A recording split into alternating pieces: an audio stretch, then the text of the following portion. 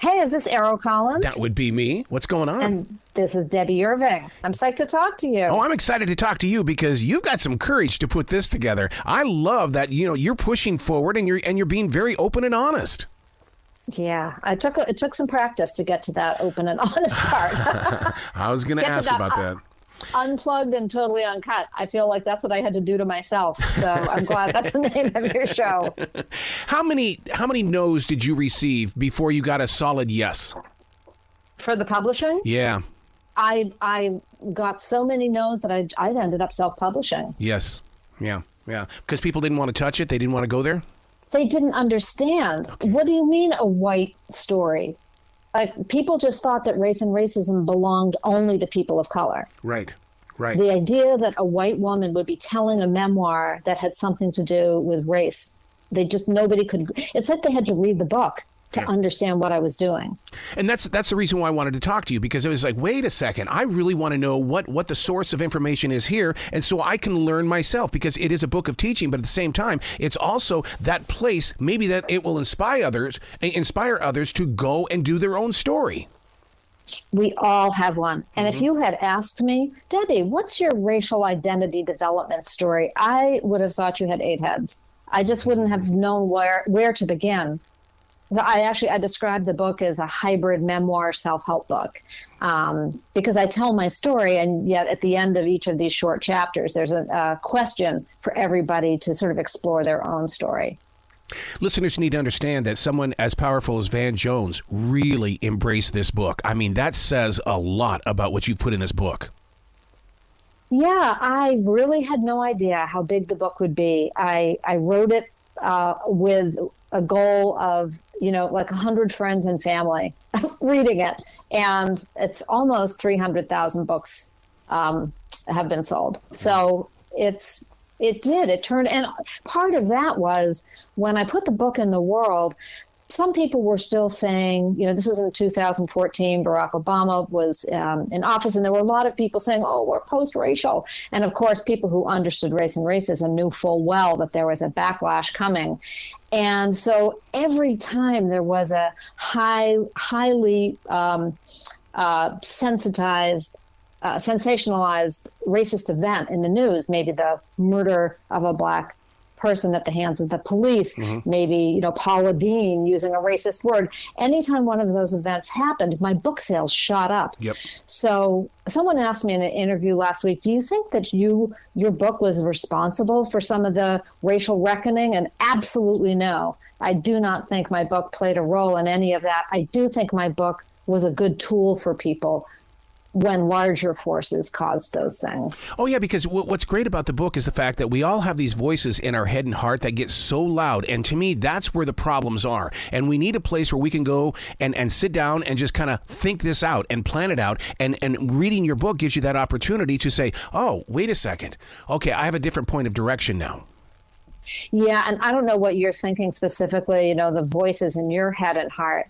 But usually when people start saying them out loud, other people around the room go, oh, me too. Yeah. I didn't know other people had that same voice in their head and heart. Well, one of the areas is right here on page 71 in the fact where you start talking about the privileges. You can go shopping alone most of the time, and you can be sure, your children are going to be safe. You can swear and dress in a secondhand clothes. And how many people can do that? How many people can really, use a check without being in question, or walk into a grocery store without someone thinking, you're going to steal from me, aren't you? I know. And that's actually from a list. Peggy McIntosh, who's a white woman, also anti-racist. She wrote a seminal essay like 30 years ago called Unpacking the Backpack of Privilege or something. I don't have the language quite right. But she lists like 46 of those things that you just named. And it's incredible that like just one of those causes you to think, whoa, I never thought of it that way. Mm-hmm. Mm-hmm. And all we're doing is taking in someone else's experience. Yeah. And the question is, why don't we do that? Why is it so hard to do that? Yeah, we went through the experience a couple of years ago about where they asked a group of teachers about if you feel like you're privileged, please step forward. And my wife did not. And the thing is, and then she got in trouble because it's like, wait a second, you're judging somebody you don't even know of her Jewish background. That's not a person of privilege. They've gone through hell as well. Yeah. And it's hard. I mean, the thing is that there's so many ways to have privilege. Like, I have able-bodied privilege. Yep. I have heterosexual privilege. I have Christian privilege. Yep.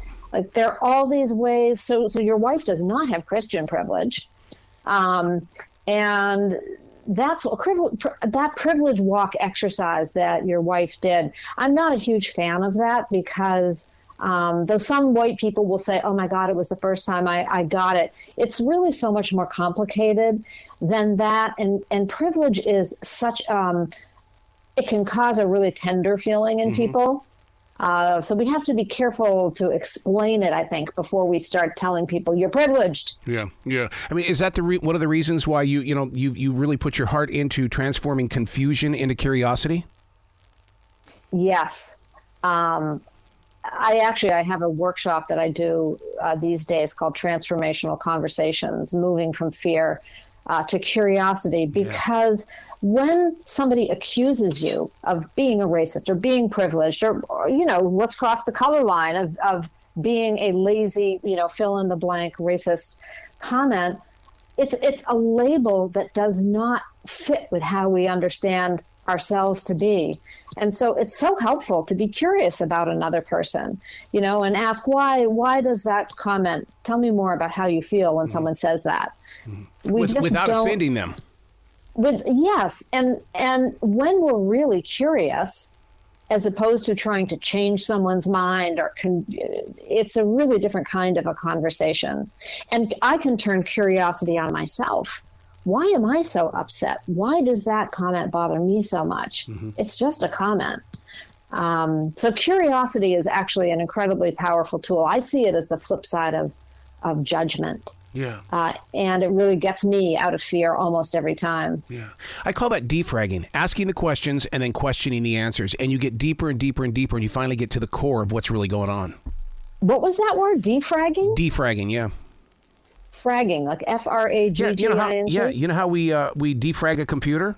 We should defrag our hearts. No, I've never heard that word in my life. Are you kidding? Defragging is when you go in there and you clean up the disk and stuff. It says, do you want to defrag? Oh my God, that's a fantastic term for this.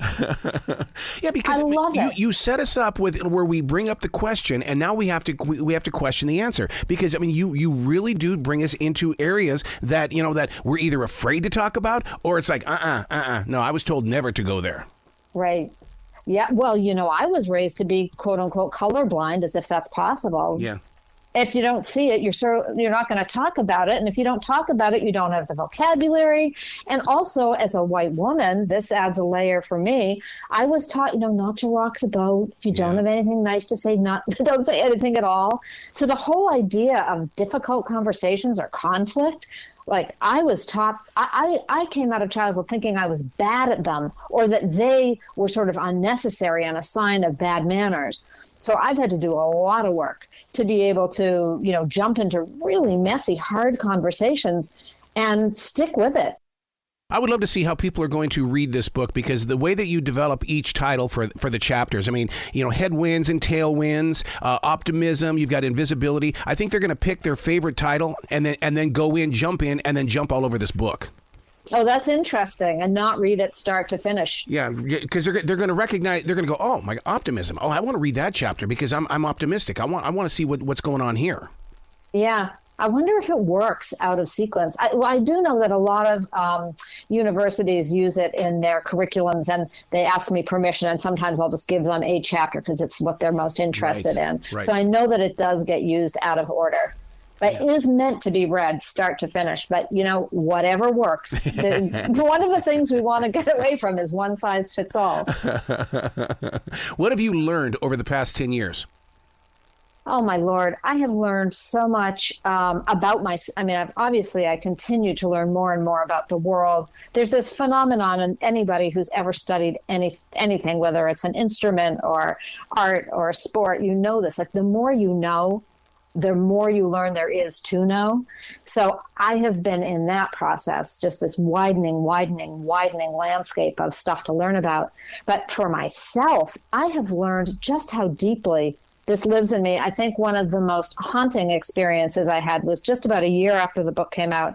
I was sitting at a book table. I had been there about 30. So I had given a keynote. I'm outside the auditorium with a bookseller. We're sitting at a table. She's selling. I'm signing and chatting with people. And at about the 30-minute mark, she leans over and says, "You just stood for someone and you hadn't stood for anyone the whole time." Ooh. And who was it who I had stood for? A white guy who looked like he had just stepped out of a boardroom. And it was the first time I recognized, I knew that in addition to negative bias, I had positive bias, particularly towards white men CEO types, the men who, in my family who I was taught deserve special deference. Mm-hmm. But what was mind-blowing to me is that I did it with zero awareness. Ooh. So I think one of the big learnings was that bias, we think of it as an idea. It lives in our bodies. It took me about a year and a half to not reflexively stand for a white man when sitting at a book table. That's how powerful this stuff is. It just lives inside us. Wow. I learned something like that along the way of the way I shake hands. And someone said, no, don't shake my hand that hard. And because not everybody is the same and will receive it the way that you're trying to make it, but no, you're doing it wrong. And I always thought you're supposed to have that firm handshake. Not so true to everybody. Oh, that's so interesting. Yeah, it's probably manly to have a really hard, firm handshake. And so did it take you a while to correct course on that? To this day, and that was well over 15 years ago. When I shake someone's hand, I would rather fist bump now, because then this way I know I'm not trying to manhandle them or take over the conversation. Yeah, I mean, that's such a good example of these habits. Like they're embodied, and it takes a lot to outgrow them. Yeah. So where can people go to find out more about you, Debbie, especially since you're out there on a lecture tour? So you can find me at DebbyIirving.com. That's Debbie's with a Y, Iirving's with an I. And I'm on Facebook, LinkedIn, Instagram. My website is meant to be a learning tool. It is resource rich. You could start, and then a year from now, you'd still be going down the rabbit hole, one link leading you to another link. And I teach some online courses. I can be found at conferences. And you can contact me if you want. Anyone can contact me through the website. And the book, Waking Up White, didn't just come out. Yeah. So, but it's, I wouldn't change a thing if I had to write it again. It's a great 101 book. And it's available in audio, ebook, and print wherever books are sold. I love it. You got to come back to this show anytime in the future. The door is always going to be open for you. I love that. Thank you so much. Okay, fragging.